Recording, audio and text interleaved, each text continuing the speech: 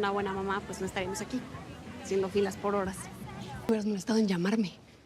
Pensé que ese beso había significado algo. Déjame darte mi teléfono. Y si quieres, hoy empezamos con algo simple. Puedes contarme... Hey, hola. Hello guys, welcome back to the channel once again. Today I'm super mega excited to be sharing this video with you guys, because today we will have to talk about Acapulco season 3. Yes, because there is a lesbian storyline that actually developed between Sara and Aida. But before we get into further details and actually discuss it, please don't forget to like, comment, share, subscribe. And if you have watched the series, please let me know your personal thoughts on it, because like I always say on this channel, your opinion does matter and feedback is very important. So let's not waste any more time and let's get right into the details that actually matters. Once again, the series is called Acapulco, and yes, it's a Mexican series and it's available to watch on Apple TV. The series actually got 3 seasons available. It follows Maximo fulfills his lifelong dream when he starts working at Las Colinas, the best resorts in Acapulco. So basically they just tell the story about each and every single character, you know, the work life, their personal life. It's actually a comedy drama, which me personally, I really enjoyed it a lot. Maximo plays Naruto and plays the current version of the main character. So basically he's telling his nephew on how everybody got to the point where they are now in life, because now Maximo is at the elder age. So now he's just basically telling the story on how everybody became who they are today, what they went through while they were working at the resort. And not only that, you know, besides the resort, the personal life when it comes to the family, friends, and all of that. So who is Sara and who is Aida? Sara is Maximo's sister and she's a lesbian. And during season 3, she's dealing with a heartbreak with Roberta that actually happened, you know, in season 2. So just to break everything down real quick, Roberta and Sara, they were seeing each other. They were very close friends. So Sara's mother was starting to be suspicious about their friendship. So, you know, Sara asked her brother Maximo to introduce, in this case, Roberta as his girlfriend to their parents, so their parents couldn't be so like vigilant when it comes to Sara and Roberta.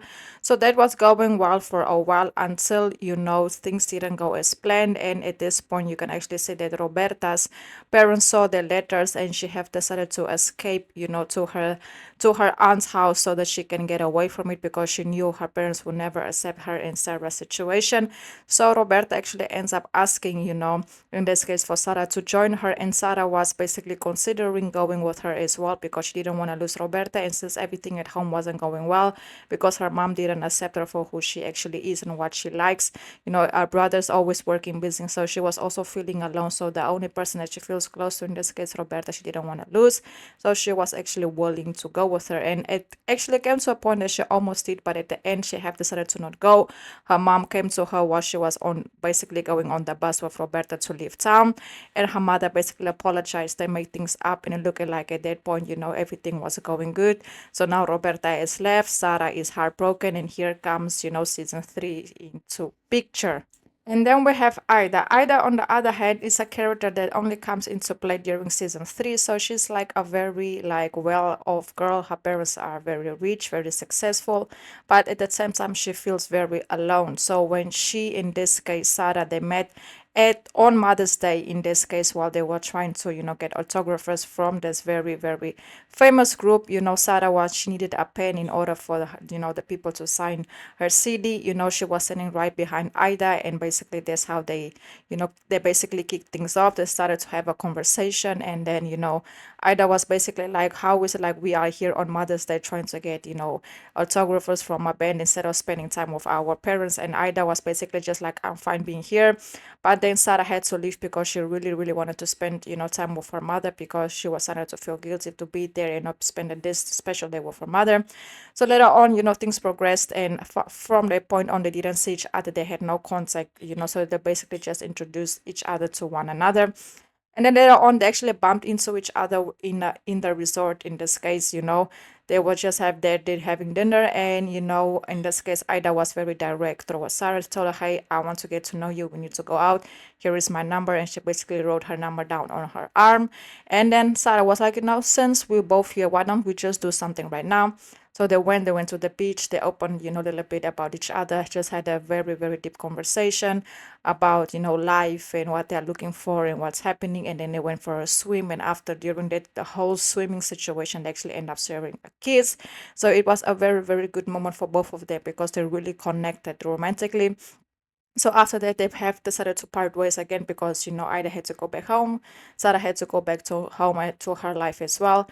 And then, of course, since they were in the water, you can actually see that the number that Ida wrote on Sarah's arm disappeared because they were in the water. So they had no contact, and Sarah was starting to feel guilty because it basically looks like she left Ida hanging. You never call her back, so you never text her back. And there was kind of something that was haunting her mind because she knew that Ida would some type of way, feel bad about it, like, calling me, texting me. You get it? So after that, they actually bumped into each other while they were doing a debate for a competition because whoever wins will actually win like a scholarship.